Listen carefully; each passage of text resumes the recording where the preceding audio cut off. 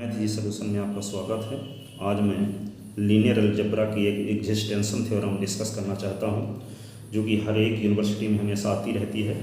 तो इसको हिंदी में बोलते हैं विस्तार प्रमेय। अब विस्तार प्रमेय का स्टेटमेंट क्या है, इसको हम थोड़ा समझते हैं। तो वी एफ क्या है? एक फाइनाइट डायमेंशनल वेक्टर स्पेस है, ठीक है। और जब ये फाइनाइट डायमेंशनल वेक्टर स्पेस है तो इसकी डायमेंशन हम मान लेते हैं कि डायमेंशन क्या है, इसकी dimension of v is equal to n है। तो इस डायमेंशन का मतलब ये हुआ कि वी एफ के बेसिस में एलिमेंट की संख्या n होगी। तो मान लेते हैं कि वी एफ का जो बेसिस है Bs1 है, और इसमें एलिमेंट कौन है? β1, β2 डैश डैश βn, ठीक है। यदि वी एफ को क्या मान लिए? फाइनाइट डायमेंशनल वेक्टर स्पेस मान लिए, और इसकी डायमेंशन हम मान लिए n है, तो इसके बेसिस में एलिमेंट की संख्या क्या होगी? n। पर एग्जिस्टेंशन थ्योरम का स्टेटमेंट क्या है कि each finite dimensional vector space का, ठीक है, कोई फाइनाइट सबसेट जिसके वेक्टर लीनियर इंडिपेंडेंस हैं, वह या तो वी एफ का बेसिस होगा या कि उसको एक्सपेंड करके वी एफ का बेसिस बनाया जा सकता है, ठीक है। तो मान लेते हैं कि वी एफ का एक सबसेट S2 है जिसमें एलिमेंट क्या हैं? α1, α2 डैश डैश αm, और इसके वेक्टर लीनियर इंडिपेंडेंस हैं। तो ये S2 जो होगा वी एफ का जो सबसेट है, यह वी एफ का बेसिस होगा या कि इसमें कुछ और एलिमेंट मिला करके वी एफ का बेसिस बनाया जा सकता है, ठीक है। अब ये तो स्टेटमेंट हुआ कि each finite dimensional vector space का ईच फाइनाइट सबसेट जिसके वेक्टर लीनियर इंडिपेंडेंस हो, वह वी एफ का बेसिस होगा या उसको एक्सपेंड करके वी एफ का बेसिस बनाया जा सकता है। अब तो हम ये प्रूव करना है कि वी एफ का बेसिस या तो S2 है या कि S2 में कुछ और एलिमेंट ऐड करके वी एफ का बेसिस बनाया जा सकता है। अब यहाँ देखते ये हैं कि S1 क्या है? वी एफ का बेसिस है। तो जब S1 V का बेसिस है तो V का ईच एलिमेंट S1 के वेक्टर के लीनियर कॉम्बिनेशन के फॉर्म में रिप्रेजेंट होगा। और S2 क्या है? वी एफ का फाइनाइट सबसेट है, तो S2 में V के ही एलिमेंट होंगे। इसका मतलब ये हुआ कि α1 को भी S1 के वेक्टर के लीनियर कॉम्बिनेशन के फॉर्म में लिखा जा सकता है, α2 को भी S1 के वेक्टर के लीनियर कॉम्बिनेशन के फॉर्म में लिखा जा सकता है, αm को भी S1 के वेक्टर के लीनियर कॉम्बिनेशन के फॉर्म में लिखा जा सकता है, ठीक है। और ये भी हम जानते हैं कि यदि इसमें m एलिमेंट का लीनियर इंडिपेंडेंस सेट है, यदि तो इसमें कुछ और एलिमेंट मिला देंगे तो लीनियर डिपेंडेंस बन जाएगा, ठीक है। कुछ एलिमेंट और मिला देते हैं तो क्या बन जाएगा? लीनियर डिपेंडेंस है। तो यदि हम S2 में एलिमेंट β1, β2, βn को मिला दिए, तो जब β1, β2, βm को मिला दिए, तो यदि m एलिमेंट का लीनियर इंडिपेंडेंस सेट है तो इसमें m+1 एलिमेंट या m+1 से ज़्यादा एलिमेंट यदि हो गए तो क्या हो जाएगा? लीनियर डिपेंडेंस हो जाएगा। तो जब β1, β2, βn को मिला दिए तो एक सेट बना S, एक सेट बन गया क्या? S। तो इसमें एलिमेंट कौन कौन आ गए कि इसमें α1, α2 αm तो रहेंगे ही, इसमें मिल गए क्या? β1, β2, βn। तो ये सेट S मिल गया है। इस जो S सेट है वो लीनियर डिपेंडेंस होगा। तो जब लीनियर डिपेंडेंस होगा तो इसमें कोई ना कोई बीटा ऐसा होगा, α1, α2, αm को छोड़कर, क्योंकि इसके वेक्टर तो लीनियर इंडिपेंडेंस हम मानकर ही चले हैं S2 को। तो इसके अलावा इसमें β1, β2 डैश डैश, यहाँ पे बीटा के रास्ते में होगा तो βn, तो इसमें कोई बीटा ऐसा होगा जो S के प्रीवियस वेक्टर के लीनियर कॉम्बिनेशन के फॉर्म में लिखा जा सकेगा। यदि कोई सेट ऐसा है जिसके वेक्टर लीनियर डिपेंडेंस हैं, तो निश्चित रूप से एक थ्योरम हम पढ़े हैं, उसमें कोई ना कोई वेक्टर एक ऐसा होगा जो अपने प्रीवियस वेक्टर के लीनियर कॉम्बिनेशन के फॉर्म में लिखा जा सकेगा। तो इसमें S है, यदि लीनियर डिपेंडेंस है तो इसमें कोई ना कोई बीटा ऐसा होगा, मान लेते हैं कि बीटा k है, जो अपने प्रीवियस वेक्टर के लीनियर कॉम्बिनेशन के फॉर्म में लिखा जा सकेगा। तो उस बीटा के को यस से निकाल दो। तो यस यदि हम बीटा के को निकाल देते हैं, बीटा के को निकाल देते हैं, तो जो सेट बचता है उस सेट से जो सेट बचता है उसका नाम हम क्या रख लेते हैं, S3। तो वे सेट के एलिमेंट क्या होंगे, उस सेट के एलिमेंट होंगे α1 α2 डैश डैश αm, और ये क्या होगा β1 β2 डैश डैश बीटा के -1, और बीटा के तो निकाल लिए। अब क्या होगा बीटा के plus one dash dash beta n। तो ये S3 सेट प्राप्त हुआ। यस सेट में से बीटा के को निकाल दिए, क्योंकि बीटा ये लीनियर डिपेंडेंस यदि है तो बीटा इसमें कोई ना कोई बीटा ऐसा होगा जो अपने प्रीवियस वेक्टर के लीनियर कॉम्बिनेशन के फॉर्म में लिखा जा सकेगा। ठीक है, तो उस बीटा के को जब निकाल देंगे तो यहाँ पे जो S3 सेट बचेगा बीटा के को निकालने के बाद, इसके v का ईच एलिमेंट S3 से जनरेट होगा। v का ईच एलिमेंट क्या होगा, S3 से जनरेट होगा, अर्थात Vf इज इक्वल टू हम लिख देंगे लीनियर स्पान ऑफ S3। ठीक है, अर्थात v का ईच एलिमेंट S3 से जनरेट होगा, और जब v का ईच एलिमेंट S3 से जनरेट होगा तो S3 में जो एलिमेंट हैं S2 के एलिमेंट कंटेन है, देखो α1 α2 αm, तो इसमें भी α1 α2 αm यहाँ भी है। तो ये S3 जो है S2 को कंटेन करने वाला एक ऐसा सेट प्राप्त हुआ जो v को जनरेट करता है। और यदि S3 के वेक्टर लीनियर इंडिपेंडेंस हो गए तो S3 क्या हो जाएगा, Vf का बेसिस हो जाएगा। और यदि लीनियर इंडिपेंडेंस नहीं है, अर्थात S3 के वेक्टर लीनियर डिपेंडेंस हैं, इसमें कोई ना कोई और दूसरा बीटा होगा जो अपने प्रीवियस वेक्टर के लीनियर कॉम्बिनेशन के फॉर्म में लिखा जा सकता है। तो उस बीटा को निकाल देने से एक और सेट प्राप्त होगा, उसका नाम हम S4 रखते हैं।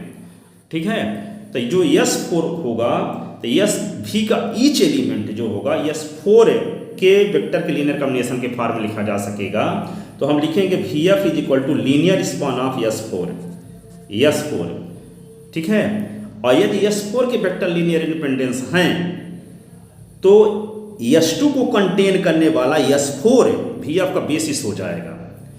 और यदि S4 लीनियर इंडिपेंडेंस नहीं है, लीनियर डिपेंडेंस है, तो उसमें और कोई एक बीटा होगा, और वे बीटा अपने प्रीवियस वेक्टर के लीनियर कॉम्बिनेशन के फॉर्म में लिखा जा सकेगा। तो उस बीटा को फिर से निकाल देंगे तो एक और सेट आपको मिल जाएगा S5, और S5 जो सेट मिलेगा उससे V का हर एक एलिमेंट S5 के वेक्टर के लीनियर कॉम्बिनेशन के फॉर्म में रिप्रेजेंट होगा। ठीक है, और यदि S5 के वेक्टर लीनियर इंडिपेंडेंस है तो S5 जो होगा S2 को कंटेन करने वाला Vf एक ऐसा सेट होगा जो Vf का बेसिस होगा। और यदि लीनियर इंडिपेंडेंस नहीं है S5 भी, तो उसमें और कोई दूसरा बीटा होगा जो अपने प्रीवियस वेक्टर के लीनियर कॉम्बिनेशन के फॉर्म में लिखा जा सकता होगा। तो उस बीटा को फिर से निकाल देंगे S5 से, तो एक सेट जो बनेगा उसका नाम S6 रखेंगे। तो V का ईच एलिमेंट S6 के वेक्टर के लीनियर कॉम्बिनेशन के फॉर्म में लिखा जा सकेगा, अर्थात हम कह सकेंगे कि V जनरेटेड बाई S6 है। और यदि S6 के वेक्टर लीनियर इंडिपेंडेंस हैं तो क्या होगा, S2 को कंटेन करने वाला S6 ही Vf का बेसिस बन जाएगा। ठीक है, और लास्ट तक में हम क्या करेंगे कि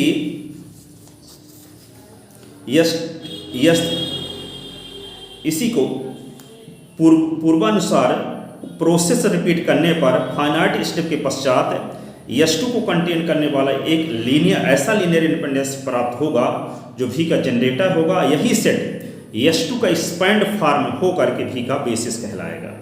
तो इस प्रकार से थ्योरम प्रमाणित हो जाती है, और इसको हम व्यवस्थित लिखेंगे कैसे, इसको देखते हैं। एक्सिस्टेंस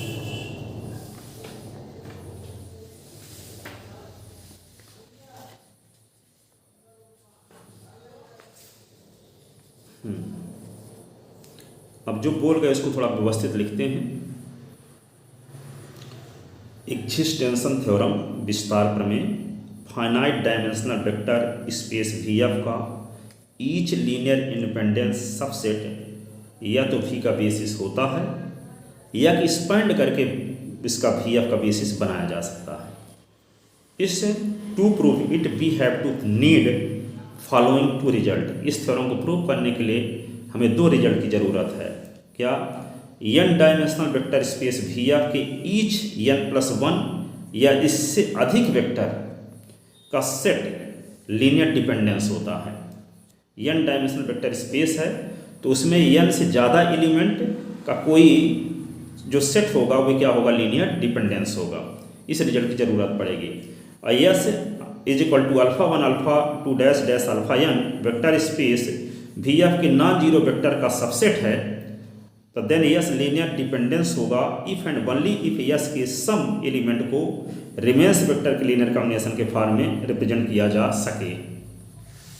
दूसरा रिजल्ट ये है। एक रिजल्ट और ज़रूरत है कि यदि माना S is equal to α1 α2 dash dash alpha k alpha n vector space V F के नॉन जीरो वेक्टर का सबसेट है देन यस लीनियर डिपेंडेंस होगा if and only if S का कोई वेक्टर यस अल्फा की अपने previous vector α1 α2 dash dash alpha k -1 के linear combination के form में लिखा जा सके। अर्थात alpha k is equal to a1 α1 a2 α2 dash dash a k -1 alpha k -1। अब इसको प्रूव करते हैं। माना वेक्टर स्पेस वी एफ की डायमेंशन n है and s1 is equal to β1 β2 βn इसका एक बेसिस है। देन s1 लीनियर इंडिपेंडेंस होगा and linear span of s is equal to v। Let s2 जो है α1 α2 αm field f for vector space v का linear independence subset है। Linear independence subset है तो s1 क्या है? s1 बेसिस है। अतः s2 के ईच एलिमेंट को s1 के वेक्टर के लीनियर कॉम्बिनेशन के फॉर्म में रिप्रेजेंट किया जा सकता है। अतः s is equal to α1 α2 αm और इसमें β1 β2 βn और मिला दिए s1 s2 के वेक्टर में तो इसका नाम यस रख दिए। लीनियर डिपेंडेंस होगा। क्यों? क्योंकि इसमें एक्स्ट्रा एलिमेंट मिल गए β1 β2 तो m एलिमेंट का लीनियर इंडिपेंडेंस सेट है। इसमें m या m+1 या m+1 से ज़्यादा एलिमेंट दिया गया तो लीनियर डिपेंडेंस हो जाएंगे। ये लीनियर डिपेंडेंस होगा और यस में कोई बीटा माना बीटा के तो जब लीनियर डिपेंडेंस होगा तो यस में कोई ना कोई बीटा ऐसा होगा जो अपने प्रीवियस वेक्टर के लीनियर कॉम्बिनेशन के फॉर्म में लिखा जा सकेगा। तो मान लेते हैं वह एलिमेंट क्या है? बीटा के है अपने प्रीवियस वेक्टर के लीनियर कॉम्बिनेशन के फॉर्म में होगा अल्फा को छोड़कर, क्योंकि अल्फा के वेक्टर तो लीनियर इंडिपेंडेंस है पहले से पता है। एंड वी के ईच वेक्टर को यस से की को बीटा के को निकाल देने से जो सेट बचेगा के वेक्टर के लीनियर कॉम्बिनेशन के फॉर्म में लिखा जा सकता है। अर्थात यस में से बीटा को निकालने के बाद जो सेट आता है उसका नाम s3 रख लेते हैं। s3 is equal to α1 α2 αm और β1 β2 बीटा के यहाँ रहा होगा तो बीटा के को निकाल देते कहाँ तक टर्म रहेंगे? बीटा के -1 फिर बीटा के बाद क्या आएगा? बीटा के +1 βn वेक्टर स्पेस का जनरेटर होगा। अर्थात v का ईच एलिमेंट s3 के वेक्टर के लीनियर कॉम्बिनेशन के फॉर्म में रिप्रेजेंट होगा। यदि s3 लीनियर इंडिपेंडेंस है तो s2 को कंटेन करने वाला s2 के पूरे एलिमेंट इसमें s3 में हैं s2 को कंटेन करने वाला s2 को कंटेन करने वाला s3 ये क्या होगा? वेक्टर स्पेस वी एफ का बेसिस होगा। यदि s3 लीनियर डिपेंडेंस है यदि s3 क्या लीनियर डिपेंडेंस है तो अगेन किसी बीटा को प्रीवियस वेक्टर के लीनियर कॉम्बिनेशन के फॉर्म में लिखा जा सकेगा।